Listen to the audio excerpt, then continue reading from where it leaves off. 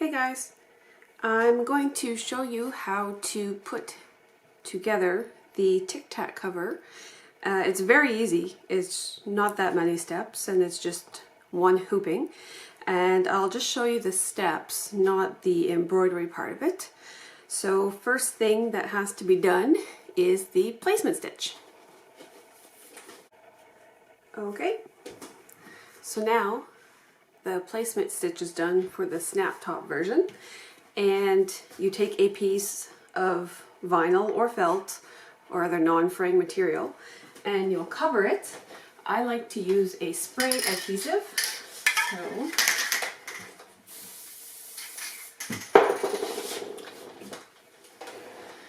I use the 505 spray adhesive, and then you make sure you've got it covered where you have to cut the tabs at the side, because that's not fun if you don't. So I use spray adhesive, and sometimes I use tape as well, but this black one sticks for me. So the next step is going to be doing the design. Alright, so I have run the main design. Hemi is my baby. And now I have also run the placement stitches for the elastic, and I always run those in the same color as the vinyl, just so that I don't see them. They're not necessary to see afterwards. This time I ran them in a different color so I could show them on here. So what you need to do is get a piece of 5.5 inch fold over elastic. It is 1/2 inch in width that I use, and you will be cutting with an X-Acto knife on the top part of the design where the snap top would be. You cut above the line, and on the bottom part you cut below the line, and you cut just the exact same width of the line. So you're not cutting a very big hole, and you don't need much effort to cut through the vinyl as well. So here's the top one. Line it up. A couple little cuts. This one. And then the bottom one.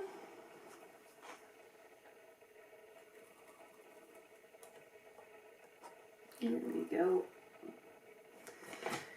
Doesn't matter if you cut all the way through for these ones. I like to tuck the elastic through the vinyl, but still keep it on top of the stabilizer. So then you take your elastic, you turn it upside down so that when it flips the right way, when we're done, it'll be the right side up. And you literally just, get closer here, you take it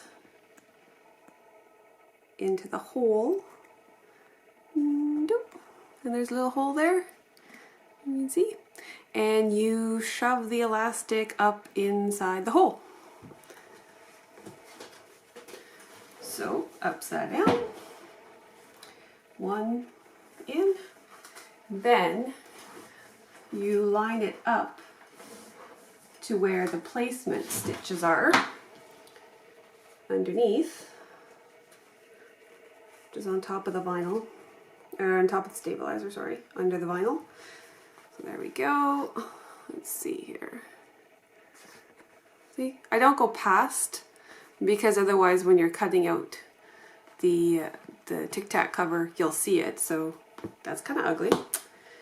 So then you do that, leave it there, and I tape it into place. There we go. I'm going to sneeze, and do the other one on the other side. Same way. Just lift the hole, tuck it in, pull it back a bit. Here we go. And comes through. There we go, and it lines up to there. And again, just make sure that the top is laying nice, the top vinyl parts. Sometimes you just have to take it out like that. And you want to make sure that your elastic is the same width and the same placement as the stitches, so that the next stitches will line up. You tape that down, and then you kind of just tape this part out of the way for now. There we go. So that, let's see here, it looks like that. Then the next thing is we're going to take it back to the machine and we're going to run these stitches here. So it's a box with a cross that's going to hold the elastic into place. And I will be right back after that. Okay, so I have those little elastic holder stitches all done in place. That's what they look like. So next is doing the backing. So I actually just like to kind of move this one a little bit so it's not going to get caught in the center stitches. So I just do that. And I like to keep it taped, keep it out of the way. Even when I'm cutting it, I usually keep it taped. There we go. And so next, it's going to be the outline and the center stitches.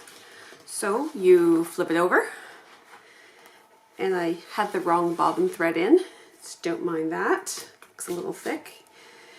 And then you put another piece of vinyl on the back. This one, I do not spray adhesive. I don't find it necessary with the outline. And then I take a little piece of tape, put it in the corner. So I put it in each of these corners because, I don't put it in all corners, because for me, I put a piece of tracing paper on the back. My machine is kind of fussy and it gets stuck to the vinyl. It's stuck to everything. So I did those two corners, and then with the tracing paper, I just do the other two corners. So when you're putting it back on, you need to make sure that the tracing paper isn't going to get all bunched up. And then you put it back in the machine and run the final step. And I will be back in a moment. Okay, so I did the outline. It looks pretty good. And I do have on most of my files placement holes for where the snaps will go, but I don't run those with thread in them because on the vinyl you can see the holes. I don't like the knots that sometimes happen with the thread because they're so tiny, but if you just run it without top thread in it, then you will get a good placement for the holes and no knots. So this is what the back looks like with the tracing paper. And with the tracing paper, all you do when you're done is you gently tear it off. I like to be gentle enough with it because otherwise you get little pieces, tracing paper stuck. Other people use other things. Some people use tissue paper, but I prefer the tracing paper. It's a little thicker than tissue paper, and I find it just works nicer for me. It's tracing paper I've had for years from drafting and interior design courses anyway. So, but you can get it at any kind of like arts supply store. Big rolls of it. So then for here, now that the outside is pulled off, the inside usually just kind of slides out of the stitches. And see, a few little pieces are left behind, but those are easy to take out. So the gentler you are by pulling it out underneath like that, the easier it will be to take it out. And it just helps me with getting nicer stitches on the back. Otherwise, all my machine does is loop everything and stick, and it's terrible. Anyway, so that's what the back looks like. So now I'm going to cut it out. Just show how I do that.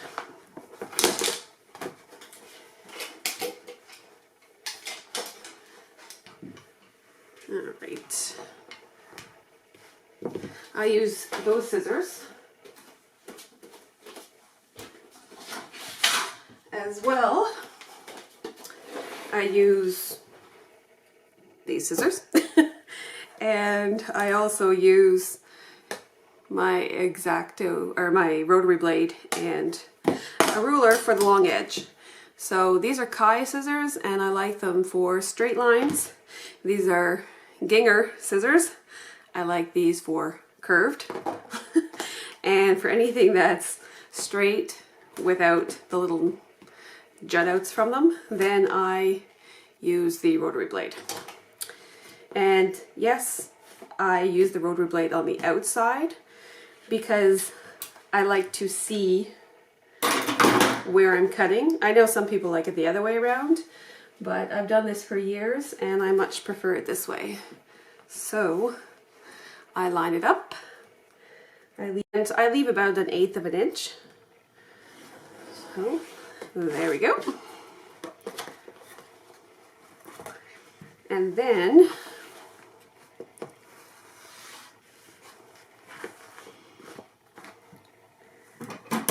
I'm going to cut out. I just roughly cut out around it. Any pieces I can save.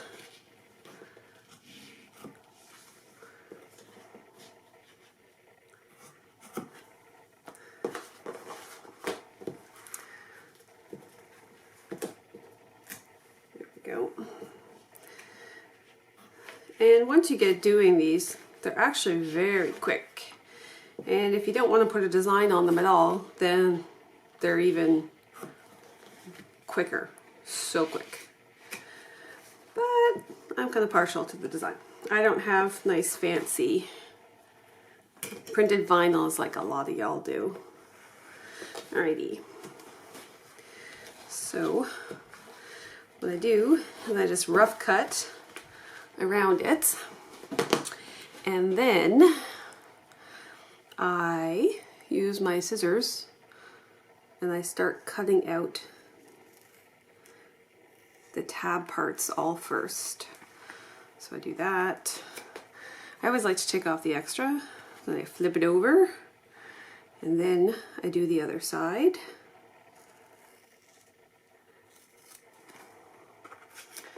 Okay, then I do the little sides, flip it over,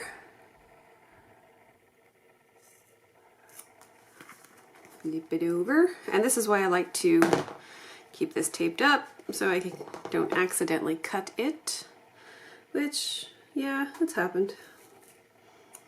And that's one reason I like to do the elastic like this, because if I have anything coming out the sides, I'm almost guaranteed to cut it off. I know a lot of people aren't, but I get cutting and forgetting. Alright, so I do that first. I cut all the little flappy bits out, and then I start cutting all the straight bits. And I prefer to use one long straight cut, which is one of the reasons I like these scissors. They're just perfect for long straight cuts. So we got that. I find it a lot better to make long straight cuts than a whole bunch of short cuts.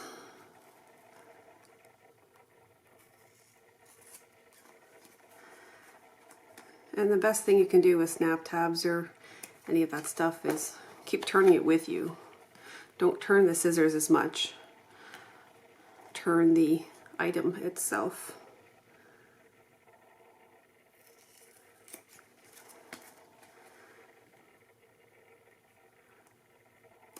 There we go. And then this one.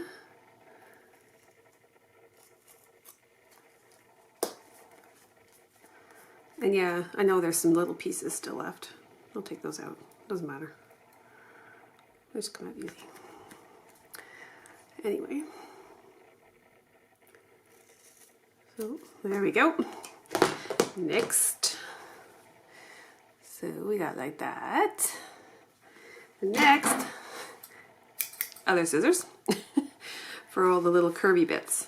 So I have a harder time with the curvy bits on this type of vinyl, especially when I double it. It's not going to. Yeah.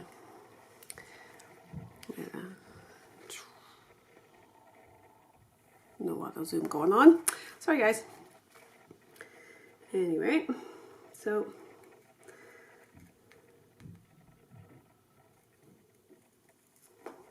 basically you just have to cut slowly and then go back, touch it up, turn it over, touch it up, constantly touch it up if you're doing it by hand. I don't have a scanning cut thing. I actually don't like them anyway, not for my purpose. I don't cut out enough at a time to feel it useful for me, but they are great if you've got them and you like to make in bulk. So anyway, so I always go back and forth, front, back for cutting them out. This one.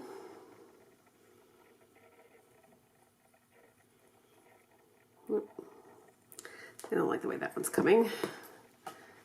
So, and holding your scissors on a slight angle, kind of not straight, but on a little tilt towards the underside, also helps. Ew, fuzzy. Oh, there we go. Anyway, so I'm going to go back and touch those up a little bit. I always fiddle. And then I go and I do the curved bits on the side. So, see?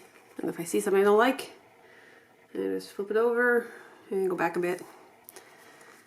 And then go back and forth, So we got this one.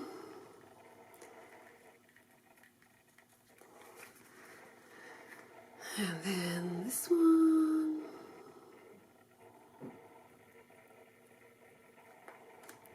Okay. So I'll go on this side. See little bits hanging off. Just use the edge of the scissors. And this one. There we go.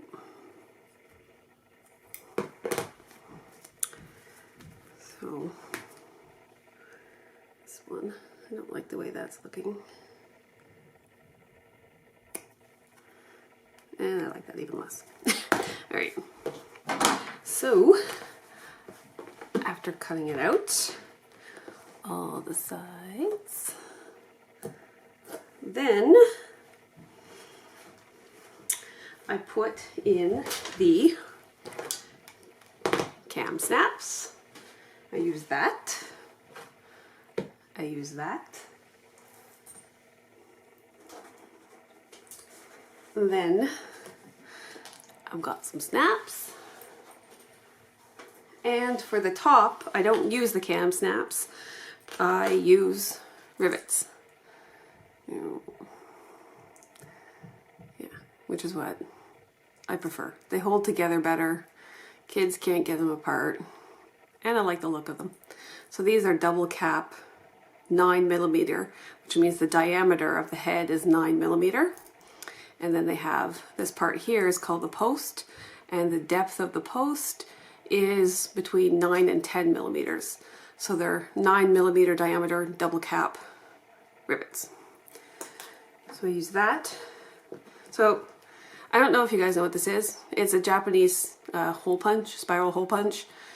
I use it all the time for making holes in things where I'm not able to pick it up and move it around. I find this one way more accurate. You just put it over the hole, punch down, and voila! Although, not accurate that time. Anyway, there's the top one. Way better. So then, I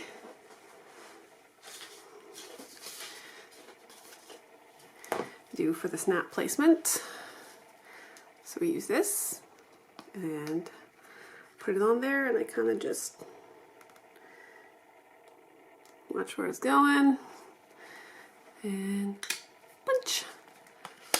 There we go. And you really should be punching for the cam snaps.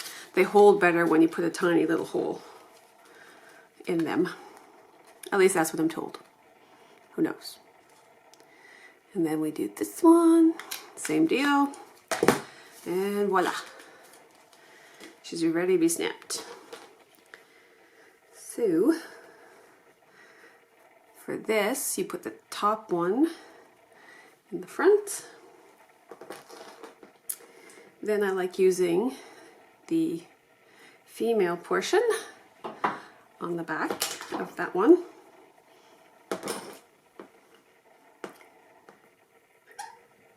I use the table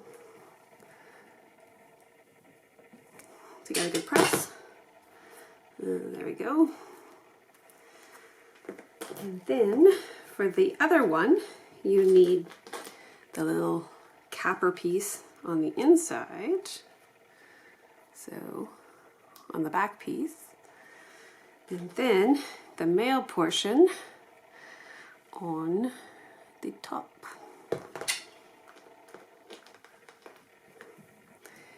And there we go. So voila. And last, I get out my rivet punch. Yeah, with my rivet dies. I actually don't love this particular set or this punch, but I do love the punch itself. I just don't love where I got this one. Anyhow, I totally recommend it. So, putting on this, and just put it on here. And then you put through one hole, then the other one, drop the rivet piece, turn it over, put the cap on the post, then I put it in my press, which, like I said, not my favorite brand of press. There we go. And she's done. Let's see. Then you take off the tape and you fold over the elastic to the right side. And it is designed to fit right next to that. And then what I do is I take it and give it a nice fold along those little lines to make the spine hold nice. There we go. And I also used a cutaway stabilizer. That's why I didn't tear it away. I much prefer the cutaway. And voila! You have the cutest Tic Tac holder. Hope you all like it. Thanks for watching.